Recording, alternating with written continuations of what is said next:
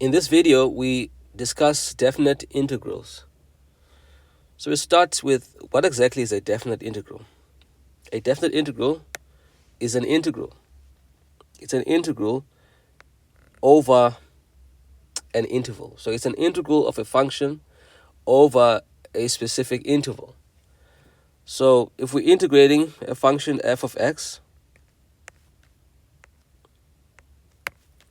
with respect to x, then we integrate this function over an interval from a to b. Okay, so that's basically what the definite integral is. It's an integral of a function over an interval. Okay, now how do we evaluate definite integrals? We evaluate definite integrals using what we call the fundamental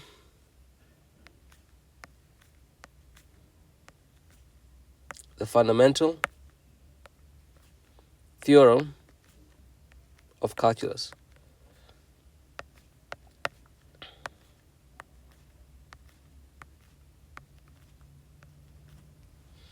Okay, so it's the fundamental theorem of calculus. We use this to evaluate definite integrals.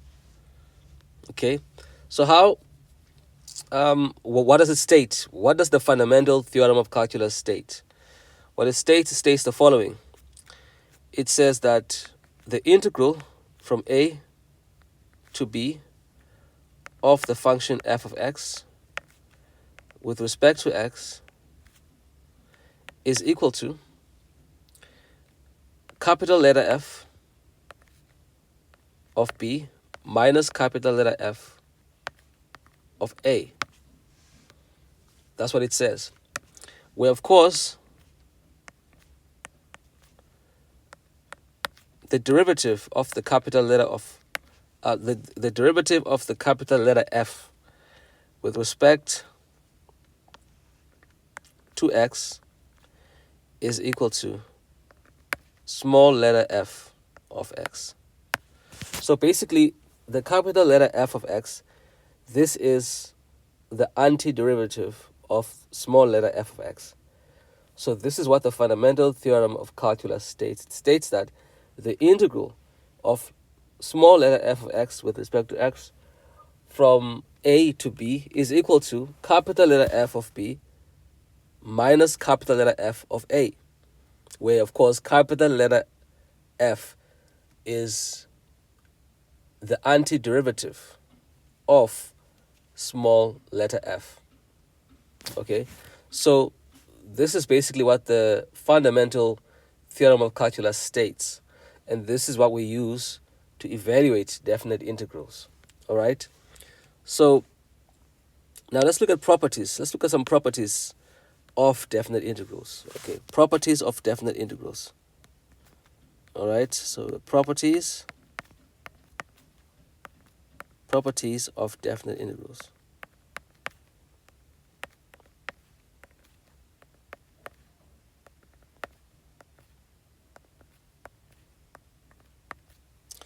Properties of definite integrals.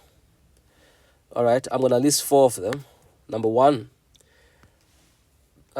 the integral from a to a of a function f of x with respect to x is equal to 0. So if you're integrating a function f of x from a number a to the same number a, then that integral is equal to 0. And also, the integral from a to b of a function f of x with respect to x is equal to minus the integral from b to a of the function f of x with respect to x. So if you interchange the limits of integration, the sign changes, becomes a minus. And then number 3, the integral from a to b of f of x plus minus g of x with respect to x is equal to the following. It's equal to the integral from a to b of f of x with respect to x plus minus the integral from a to b of g of x with respect to x. Okay, then the fourth property of definite integrals that we have is the integral from a to b of c multiplied by f of x with respect to x is equal to c multiplied by the integral from a to b of f of x with respect to x. So you can take out the constant. Now c is a constant, obviously. C is a constant. So this is basically the properties that we're going to list for definite integrals. Now we're going to look at something called comparison properties. Let's look at comparison properties. The comparison properties of the comparison properties of definite integrals. Okay, so let's look at comparison properties. Comparison properties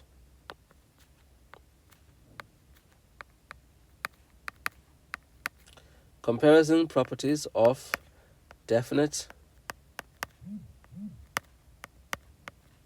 integrals. Comparison properties of definite integrals. Okay, so let's go ahead and list these three comparison properties of definite integrals.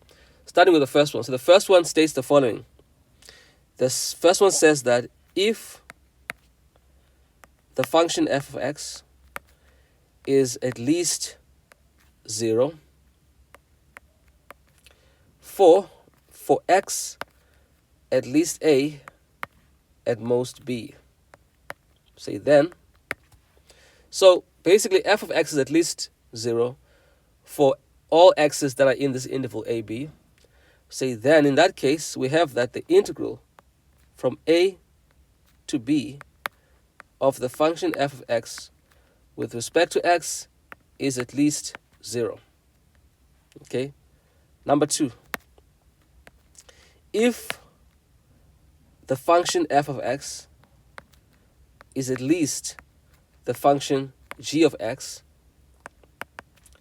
for all the x's at least a and at most b, then the integral from a to b of the function f of x with respect to x is at least the integral from a to b of the function g of x with respect to x.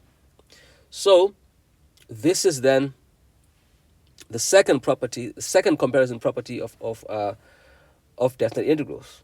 All right, so straightforward. So let's look at the next one, which is the last one. For this one, we say if small letter m and big letter m are constants. So if these two are constants, okay, if these are constants where f of x is at least small letter m and at most big letter m, okay, for all x values between a and b, we say then, in that case, we say then the integral from a to b of the function f of x with respect to x. So this integral here is going to be at least the following. Okay, let me just go back here. I want to write this thing again. So we're going to have that the integral of the function f of x with respect to x is going to be now at least small letter m multiplied by b minus a, and it's going to be at most big letter m multiplied by b minus a. Okay, so you're going to have this. So now these are the comparison properties of definite integrals, which are useful. Okay, so these are useful properties here to know. So now let us move on to examples. Let's go look at examples of definite integrals. See what happens there. So let's look at some examples here of definite integrals.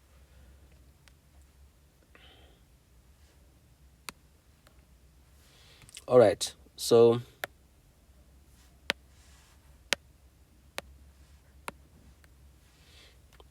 okay, so now let's look at examples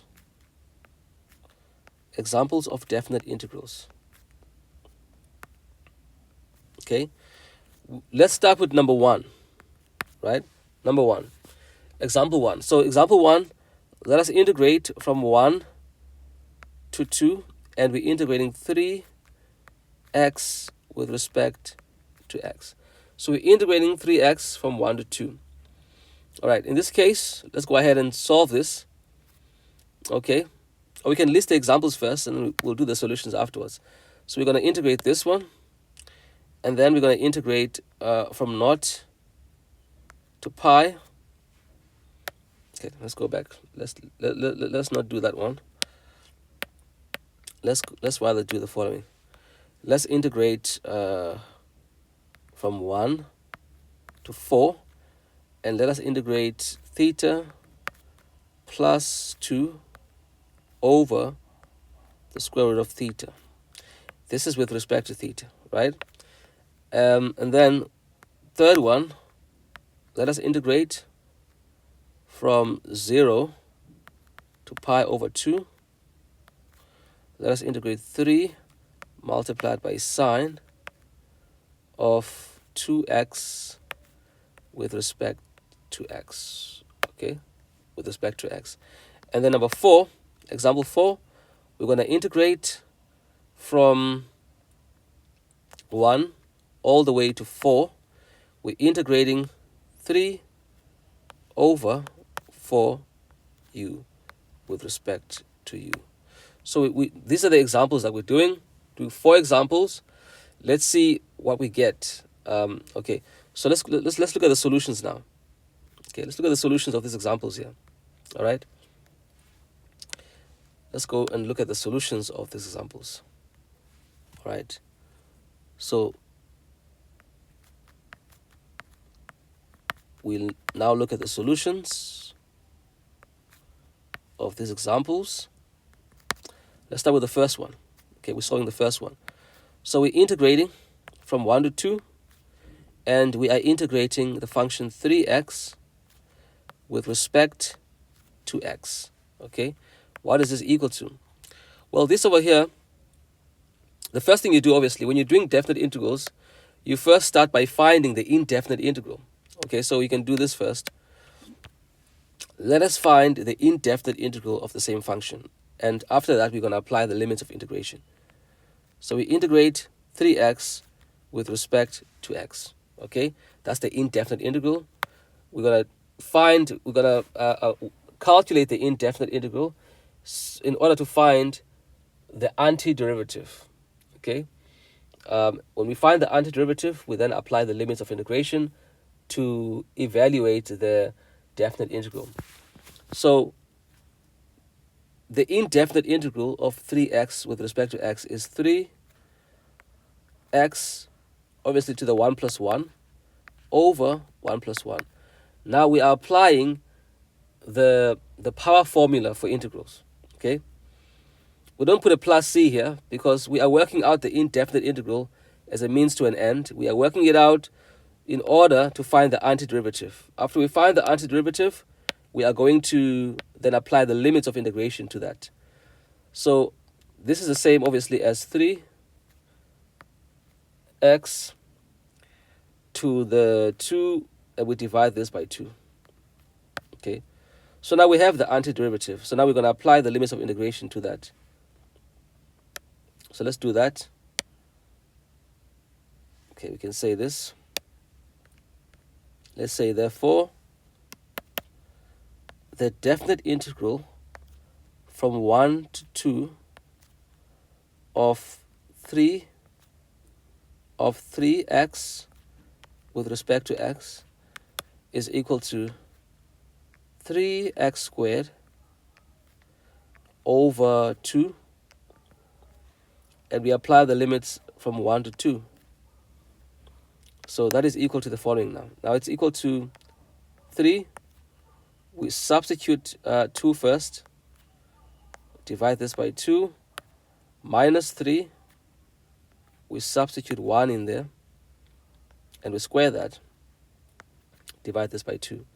So that's how you apply the limits of integration. You start with 2, then you subtract, and you substitute 1. Okay, so that's how you work it out. And the answer for this one, it'll be, if you work it out, you're going to get 9 over 2. Okay, so that is the answer for that particular example. Now let's look at number 2. Okay, let's look at the solution for example 2. So now we're integrating from 1 to 4, and we're integrating theta plus 2 over the square root of theta. We're doing this with respect to theta. So again, we have to find the indefinite integral. So we're going to do the indefinite integral of theta plus 2 over the square root of theta with respect to theta. So we do the indefinite integral first, so we can find the antiderivative. And after we find the antiderivative, we're going to apply the limits of integration to the antiderivative. So over here, you first want to divide the square root of theta into each term. So you're going to go theta divided by the square root of theta plus 2 over the square root of theta. So we have this. And we're integrating this with respect to theta. Okay, so now this is equal to the integrals. So now we're going to simplify. We're going to write this in power form. So the first term is going to be theta to the 1 minus half. Okay, plus 2 multiplied by theta plus 2 multiplied by theta to the minus half. Okay, so we write both terms in power form. Okay, we're doing this with respect to theta, of course, and then we go ahead and we integrate each of these terms here. So now this is equal to the integral of theta to the half. Okay, I don't have to put a bracket there. Let me remove the bracket, because now we're integrating each term now. So the 1 minus half is a half, so it's theta to the half with respect to theta plus the integral of 2 theta to the minus half with respect to theta. Okay, so we integrate this. We integrate each term here. So now this is going to equal to the following. So now we apply the power law, or the power rule of integrals, which states that this is equal to theta to the half plus 1 divided by half plus 1. Okay, that's for the first term. Second term will be 2 multiplied by theta to the minus half plus 1 over minus half plus 1. Again, we're doing the indefinite integral here, but we don't put the plus c because we're doing it as a means to an end. We're just finding the antiderivative so that we can apply the limits of integration in our definite integral. Okay, so we don't put a plus c here. So that this is equal to the following. So now we've got theta to the half plus 1. That's basically equal to theta to the 3 over 2 over 3 over 2. Okay, plus 2 times theta to the half. Okay, so it's 1 minus half. That's a half. At the bottom, you also have another half.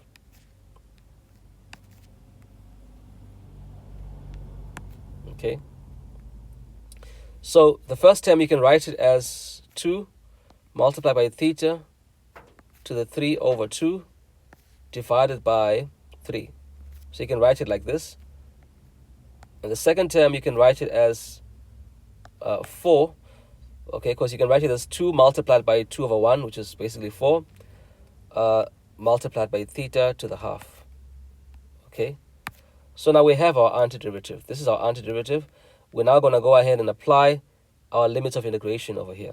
Okay, so we say, therefore, the integral from 1 to 4 of theta plus 2 divided by the square root of theta with respect to theta is equal to the antiderivative, which is 2 multiplied by theta to the 3 over 2 over 3 plus 4 theta to the 1 over 2. Okay. But then we have to apply, so we're doing this now to apply the limits of integration. Okay, so let me write the second bracket like this. Okay, let's just put this line here, and then we integrate from 1 to 4. Okay, so we've got the antiderivative. Now we are ready to apply the limits of integration to the antiderivative. So this is equal to the following. So we substitute and we get 2. We substitute 4 in here, and that's to the power of 3 over 2. Divide this by 3 plus 4. Substitute 4 in here.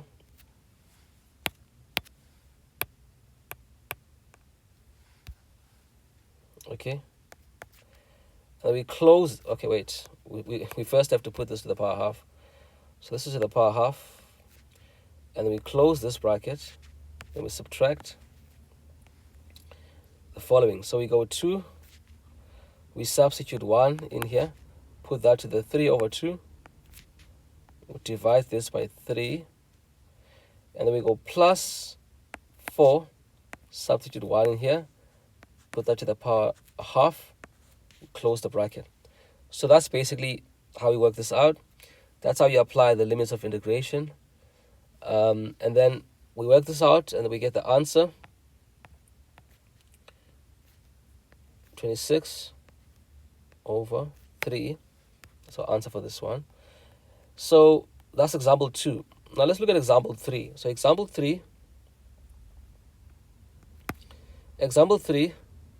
we integrate from 0 now to pi over 2, and we're integrating 3 multiplied by sine of 2x with respect to x. So we integrate the function 3 sine of 2x with respect to x, integrating from 0 to power 2. Okay, we go ahead and we do that. So when we do that, again, we have to, of course, work out the indefinite integral of 3 sine of 2x. We do this with respect to x. So in this case, what we do is we factor out the 3, because the 3 is a constant. So you factor out the 3 and you multiply then that by the integral of sine of 2x with respect to x.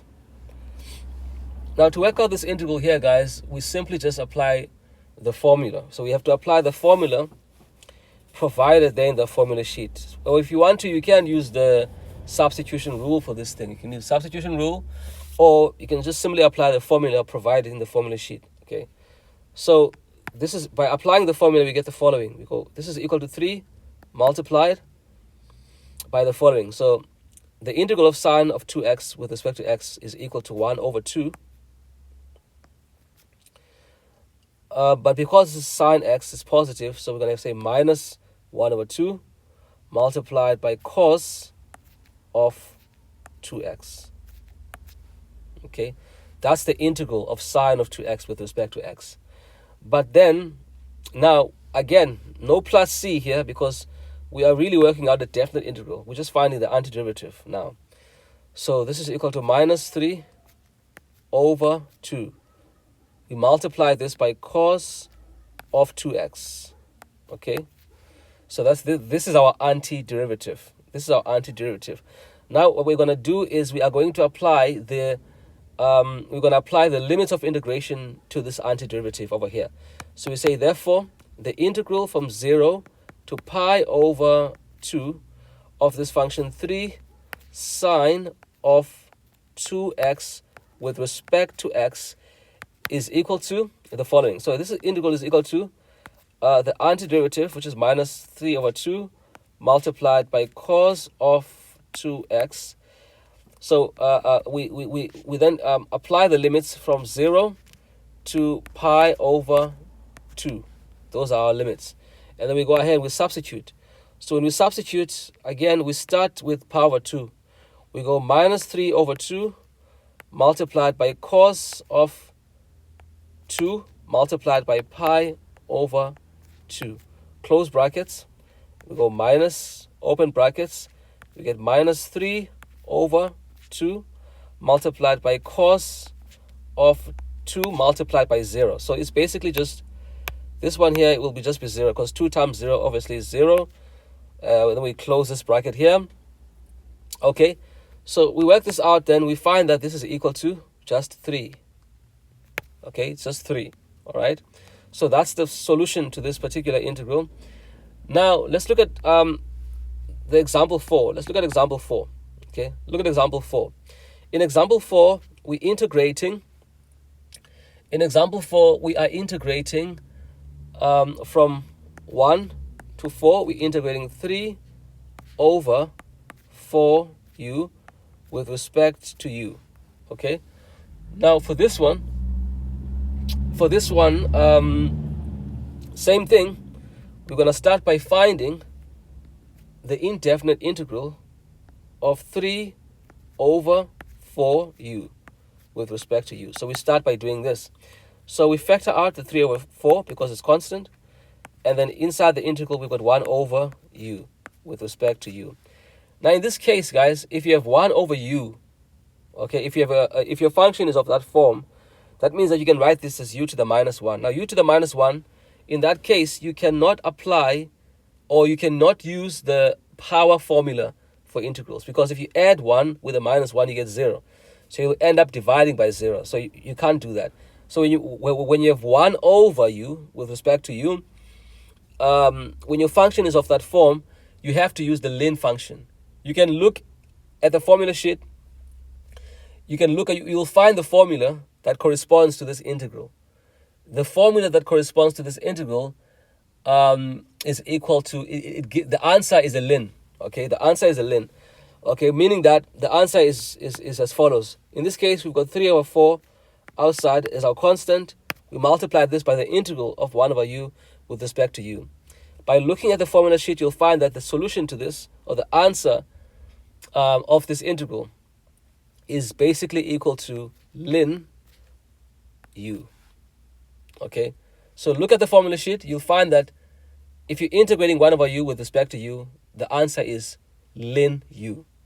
All right, but in this case, we don't add the c. Okay, we don't add the arbitrary constant c because we are working out a definite integral. Okay, we are doing this indefinite integral in order to find the antiderivative so that we can apply the limits of integration to the antiderivative. In this case, our antiderivative is 3 over 4 multiplied by ln u. Okay, so we've got the antiderivative, we found it. Now we can go ahead and apply the limits of integration to this. So therefore, the integral from 1 to 4 of 3 over 4u with respect to u is equal to the following. It's equal to 3 over 4 multiplied by ln u, okay? And we apply our limits from 1 to 4, okay? So we go ahead and we substitute. So now we go 3 over 4 multiplied by ln 4, all right? Minus, you can put a bracket around that. We go minus 3 over 4 multiplied by ln 1, close the bracket. So now this is equal to the following. You work this out and you find that this is equal to 1.04.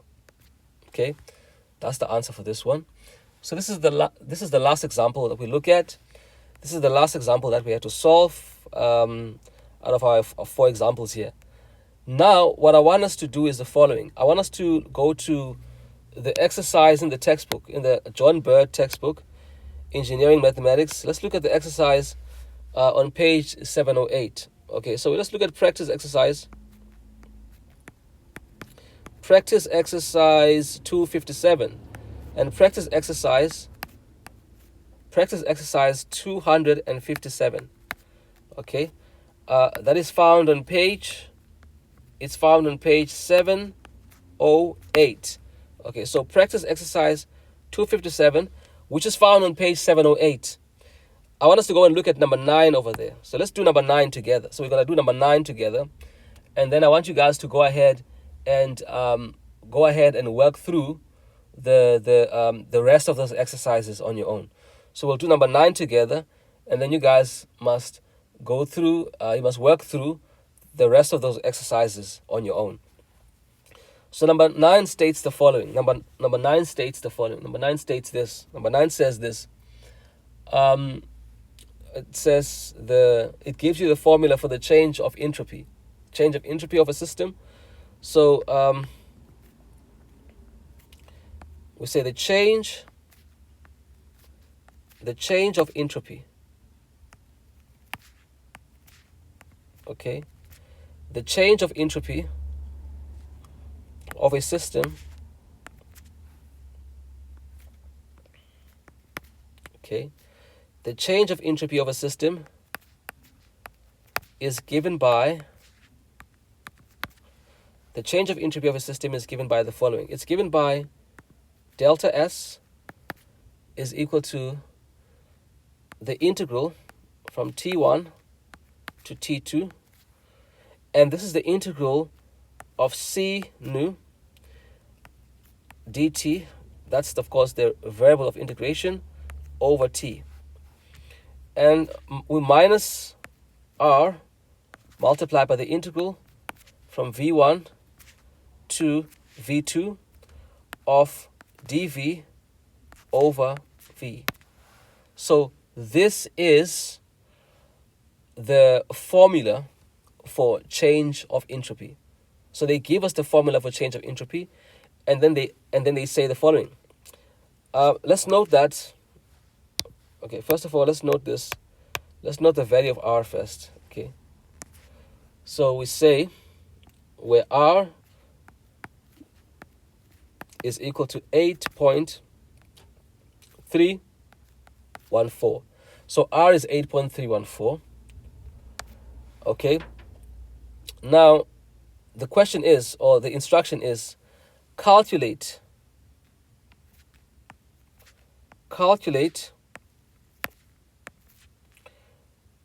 the change in entropy.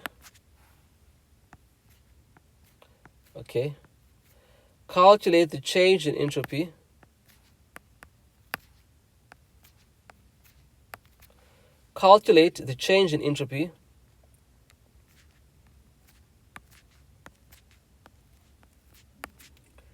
when a gas expands. Calculate the change in entropy when a gas expands from 1 liter to 3 liters. So calculate the change in entropy. Calculate the change in entropy when a gas expands from 1 liter to 3 liters for a temperature change. Okay, for a temperature change of, or let's say for a temperature change from, for a temperature change from 100 Kelvin to 400 Kelvin. Okay? So we have to calculate the change in entropy when a gas expands from 1 liter to 3 liters for a temperature change from 100 Kelvin to 400 Kelvin. Where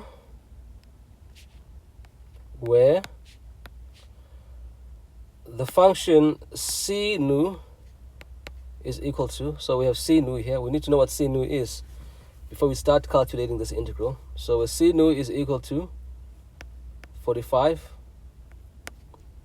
plus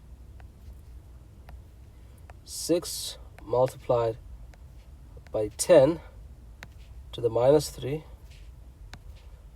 multiplied by t plus 8 multiplied by 10 to the minus 6 multiplied by t squared.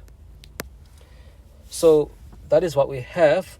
Now we need to go ahead and calculate this change in entropy, okay, using all the information that we are given here. So we go ahead and we calculate this. So now let's go and work out the solution, okay? Let's go ahead and find the solution of this. So let's say solution.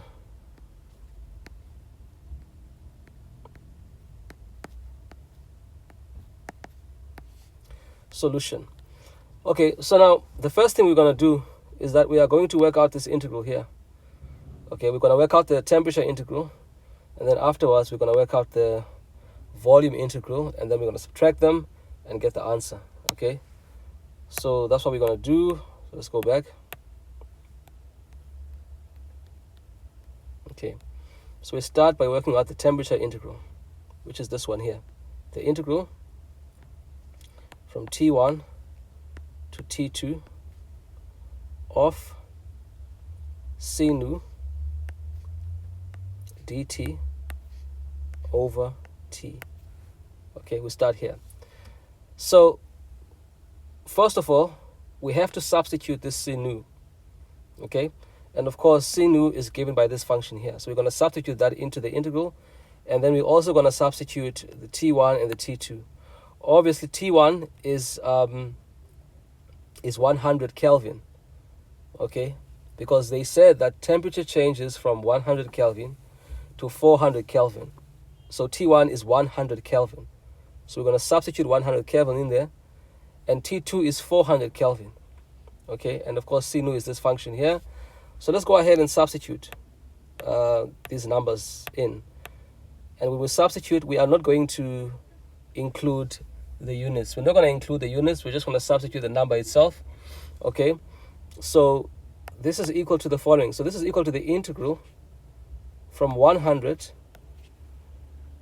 to 400, okay, of C nu. And of course C nu is 45. Okay, let me write this down here. Let me write this down here. Okay, so I'm going to write that down again, but over here, this is equal to the integral from 100 to 400 of C nu, okay? And C nu is 45 plus 6 multiplied by 10 to the minus 3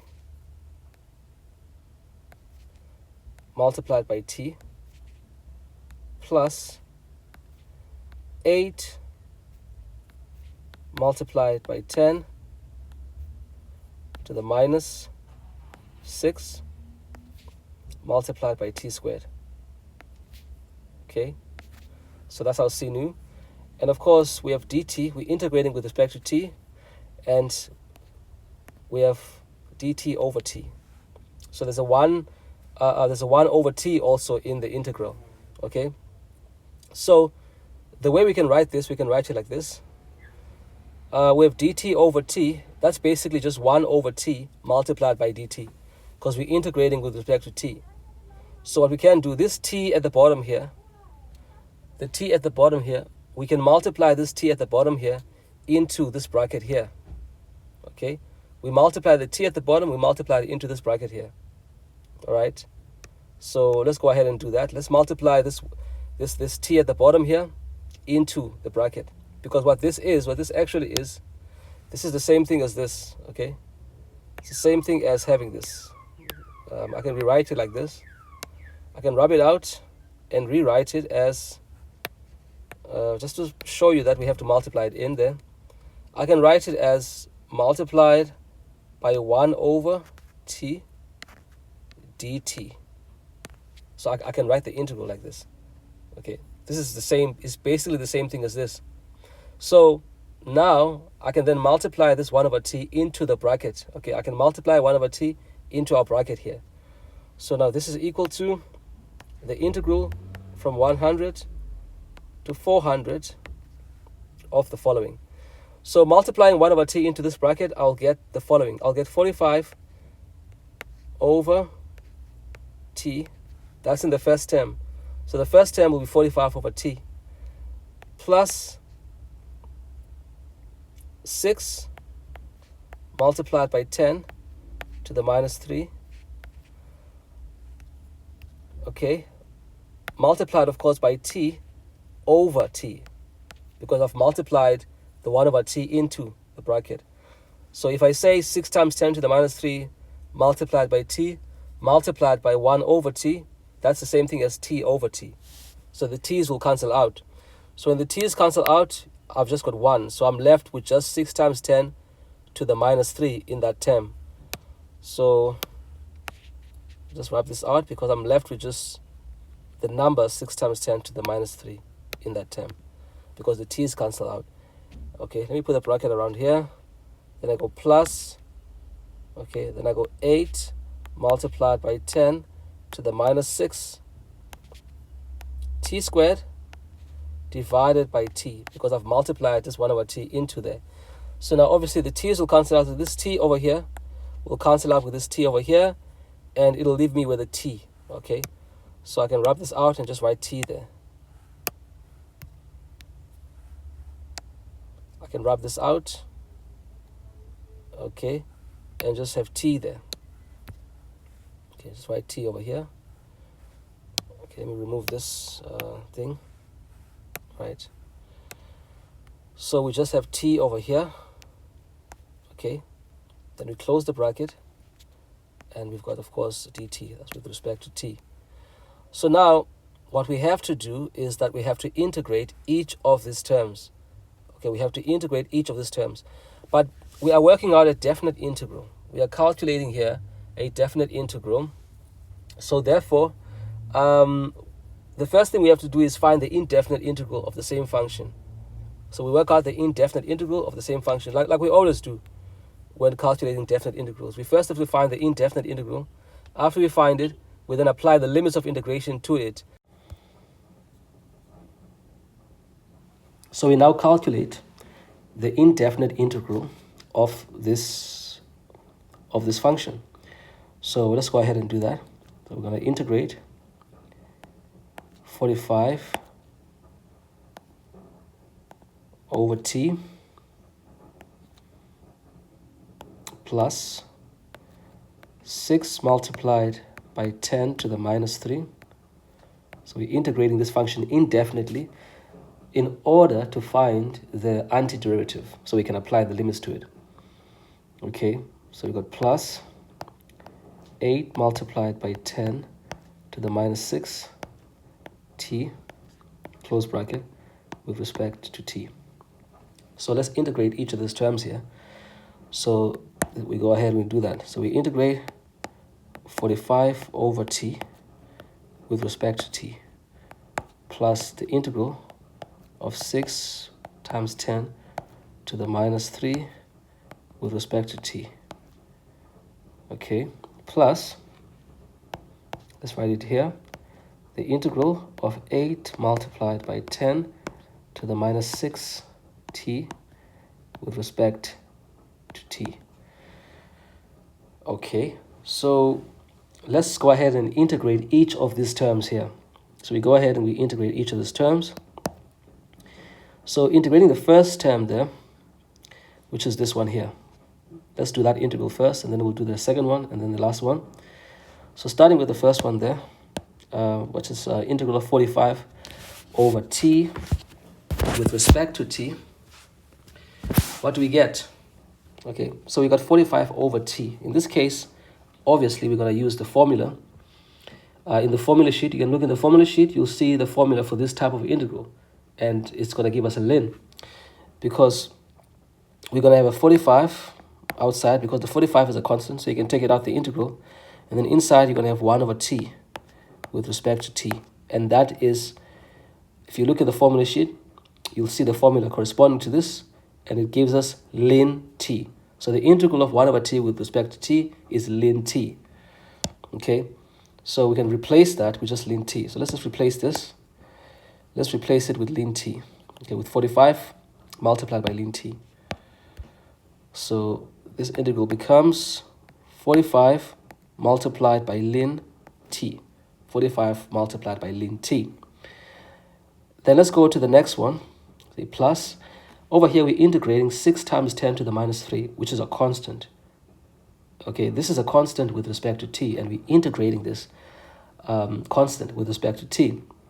So obviously, if we have a constant, if we're integrating a constant with respect to t, then obviously our integral will equal to 10 multiplied by 6 times 10 times 10 to the minus 3 multiplied by t.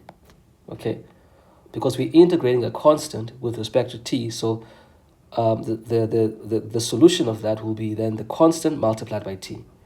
Okay, and then the last integral is the one of is the integral of 8 multiplied by 10 to the power of minus 6 multiplied by t. Okay, so it's a constant times t, and we're integrating this constant times t with respect to t.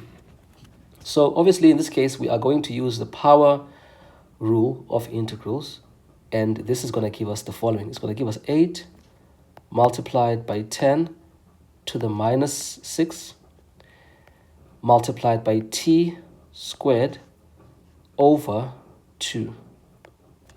Okay, that's what we're going to get, because we apply the power law of integrals, which says that in this case, you have to go t, you take the constant, obviously, multiply by t to the 1 plus 1 over 1 plus 1.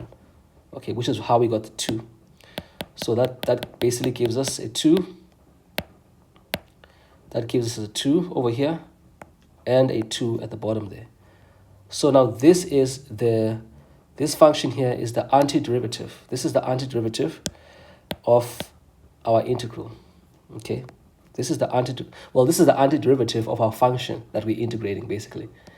It's a solution of our integral, our indefinite integral, and it is the antiderivative of the function that we're integrating.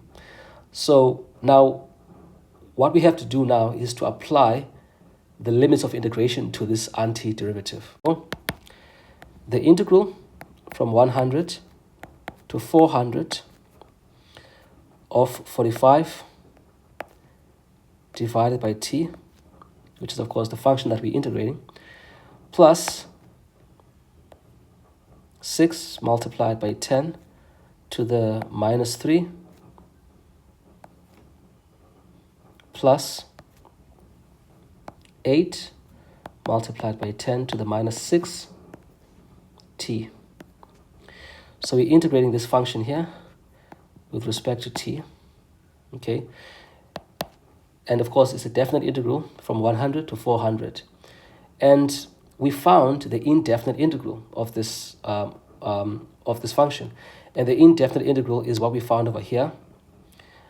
Now all we need to do to work out the definite integral is to apply the limits of integration to this antiderivative. Okay, that's all we need to do. So let's go ahead and do that. So we go ahead and we do that. So this is equal to, the following. It's equal to 45 multiplied by ln t plus 6 multiplied by 10 to the minus 3 multiplied by t plus 8 multiplied by 10 to the minus 6 multiplied by t squared over 2. Okay, 45 ln t plus 6 times 10 to the minus 3 times t plus 8 times 10 to the minus 6 times t squared over 2. And of course, we integrate this from 100 all the way to 400. Okay, we integrate this from 100 to 400. Okay, so now we basically apply these limits to this function. Okay, we apply these limits to this function, and we know how to do that. All we have to do is substitute. First, we're going to substitute 400 into the function. So that gives us 45 multiplied by ln of 400. All right, put a bracket around that. We go plus 6 multiplied by 10 to the minus 3 of 400. So in place of t, we substitute 400. And we go plus 8 multiplied by 10 to the minus 6. This is to the minus 6 here. Multiplied by 400 squared divided by 2. We close that bracket and we go minus, open bracket. Again, we say 45. Now we substitute 100. 45 ln of 100 plus 6 multiplied by 10 to the minus 3. Substitute 100 again, plus 8 multiplied by 10 to the minus 6 of 100 squared divided by 2. So that's basically how we evaluate the definite integral. And then when we work this out, we'll find that this is equal to approximately 64.79. So we haven't finished the whole solution yet. We found the temperature part of the solution, so we found this part here. We now need to find this part here, okay, and then find the difference, calculate the difference, and then get the change in entropy. So now let's go ahead and calculate the second integral, which is the volume integral. Now the volume integral obviously is given by the following. So we know that we have the following. So we've got r multiplied by the integral from v1 to v2. Okay, we're integrating 1 over v, basically 1 over v with respect to v. But it's written like this, so you can rewrite it like this. Okay, you can rewrite this in this way. You've got r outside multiplied by the integral from v1 to v2 of 1 over v with respect to v. So you can write it like this. It's the same thing. Now we need to substitute the quantities. We need to substitute the constants in this integral. So what I mean to say is this: we have to substitute in place of r. We're going to substitute the number that we were given for r, and we're also going to substitute the limits of integration over here, v1 and v2. So let's go ahead and substitute those, starting with r. So r was given, and they said that r is 8.3. Okay, let me write the 3 again. They said r is equal to 8.314. That's r. So we multiply this by the integral from v1 to v2. Now v1 is 1 liter, so we're just going to write 1. We're not going to put the units, liter. And v2, they said is 3 liters, so we're just going to put 3 there. Okay, so the volume is given in liters, all right? So we're integrating, of course, we're integrating the function 1 over v. Okay, v is for volume, and we're integrating this, of course, with respect to v. Okay, so that this is the integral that we're calculating. So now we have to find the indefinite integral. Okay, we have to find the indefinite integral of this function 1 over v, And then after we find the indefinite integral, we can then substitute the limits of integration to complete the integral. But now we already know, because of the structure of the function, because of the form of the function, we already know that in this case we are gonna have ln. We're gonna get ln v. So the indefinite integral in this case will be ln v, right? So this will give us 8.314 multiplied by the antiderivative of this function 1 over v, and the antiderivative is ln v. We know it's ln v because we've dealt with this type of integral before. So we know that when we look in the formula sheet, we can see that this type of integral, the indefinite integral, is ln v. Okay, so we get ln v. So now we apply the limits of integration. So we're going to apply the limits of integration. We go from 1 to 3.